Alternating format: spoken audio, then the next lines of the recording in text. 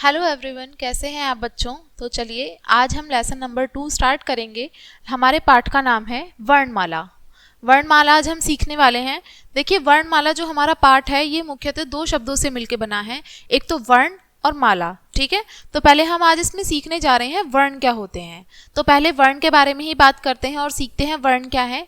बच्चों, बोलते समय हमारे मुख से कुछ ना कुछ ध्वनियाँ निकलती हैं, ठीक है, और इन्हीं ध्वनियों को जब बोली और लिखी जाती हैं, ठीक है, यानी कि हमारे मुंह से कुछ ध्वनियां निकली जैसे कि ए, आ, ई, उ, ई, तो ये कुछ ध्वनियां निकली ना। इन ध्वनियों को जब हम किसी चिन्हों के माध्यम से लिखते हैं तो यही क्या कहलाती हैं, वर्ण कहलाती हैं। यानी कि हमारे मुख से जो निकली हुई ध्वनियां हैं, जब उनको हम किसी लिखित रूप में हम उनको लिखते हैं, चिन्हों की सहायता से हम उन ध्वनियों को लिखते हैं, तो वो लिखी हुई जो ध्वनियां होती हैं तो उसी को ही हम वर्ण कहते हैं। वर्ण भाषा की सबसे छोटी इकाई होती है, ठीक है। जैसे कि राजा, राजा शब्द की ध्वनि है। राजा जो शब्द है हमारा, इसमें किस किस की ध्वनि आ रही है, र, आ, ज, आ, राजा। ठीक है, इसमें चार ध्वनियां आ रही हैं हमारी। कलम, कलम शब्द की ध्वनि है क, अ, ल, अ, म, अ, कलम। ठीक है, वर्ण एक निश्चित क्रम में लिखे जाते हैं। वर्णों के सही क्रम को वर्णमाला कहते हैं। वर्ण दो प्रकार के होते हैं, स्वर और व्यंजन। देखिए, जो हमारे वर्ण हैं उसको हम एक निश्चित क्रम में लिखेंगे, निश्चित क्रम में ही लिखे जाते हैं, ठीक है। और जब ये पूरे वर्णों को हम एक क्रम में लिखते हैं तो वो लिखे हुए जो हमारे निश्चित क्रम होता है ना वर्णों का, उसी को ही हम वर्णमाला कहते हैं, ठीक है। वर्णमाला यानी कि वर्णों का निश्चित क्रम ही वर्णमाला कहलाता है। और वर्ण के कितने प्रकार होते हैं, स्वर और व्यंजन, दो प्रकार हैं। चलिए देखते हैं स्वर कितने होते हैं। स्वर गिनती में 11 होते हैं और स्वतंत्र रूप से बोले जाते हैं। जैसे कि ऐसे अनार, आ से आम, छोटी से इमली, बड़ी से ईंख, छोटे उसे उल्लू, बड़े उसे ऊन, र से ऋषि, ए से एड़ी, आई से ऐनक, ओ से ओखली, औ से औरत। ठीक है, ये हमारे स्वर हुए, ये गिनती में 11 हैं। अब व्यंजन देखते हैं। व्यंजन गिनती में 33 होते हैं और ये स्वरों की सहायता से बोले जाते हैं। ये तो स्वतंत्र होते हैं, इसमें किसी की सहायता की जरूरत नहीं होती।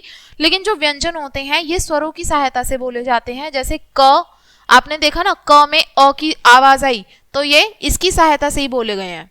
ख, ग, घ, ड, च, छ, ज, झ, य, ट, ठ, ड, ढ, ण, त, थ, द, ध, न, प, फ, ब, भ, म, य, र, ल, व, श, स, ह।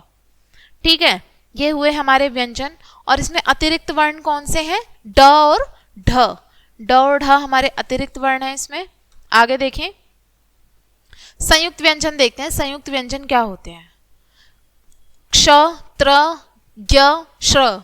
ये वर्ण ऐसे हैं जो दो व्यंजनों के मेल से बने हुए हैं, जो दो वर्णों के मेल से बनते हैं, उनको संयुक्त व्यंजन कहते हैं। यानी कि वे शब्द, यानी कि वे व्यंजन जो दो वर्णों के मेल से बनते हैं उनको क्या कहते हैं, संयुक्त व्यंजन कहते हैं। दो व्यंजन के मेल हैं इसमें और इसका रूप इस प्रकार है। जैसे कि देखो, क और श, क और श मिलके क्या बना, क्ष। ठीक है, इनका रूप भी बदल गया। त, र, त्र, ज, य, ज्ञ, श, र, श्र। और इनसे बनने वाले शब्द हुए रक्षा, अक्षय, त्रिशूल, छात्र, ज्ञान, यज्ञ, श्री, श्रीमान। ये क्या हुए हमारे संयुक्त व्यंजन और उनसे बनने वाले शब्द। आगे देखते हैं, अन्य कुछ वर्णों की बात करते हैं। अनुस्वार, अनुस्वार किसको बोलते हैं, जिसमें अंग की बिंदी आती है, ठीक है, उनको अनुस्वार कहते हैं। जैसे अंग, अंग, ये सारे क्या हुए, अनुस्वार। अनुनासिक किसको बोलते हैं, जिसमें चंद्र बिंदु आती है ऊपर, जिसमें कि अंग, ठीक है ना, ये हुआ चंद्र बिंदु या अनुनासिक।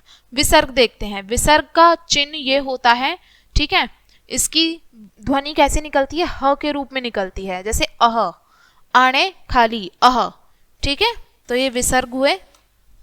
आगे देखें, उपयुक्त वर्ण अयोगवाह कहलाते हैं। ये जितने भी हमने सारे वर्ण सीखे ना अभी, अनुस्वार, अनुनासिक और विसर्ग, ये क्या कहलाएंगे, अयोगवाह। क्या कहलाएंगे, अयोगवाह। आगत वर्ण देखते हैं। आगत वर्ण कौन से हैं, अन्य भाषाओं से आए वर्ण आगत वर्ण कहलाते हैं।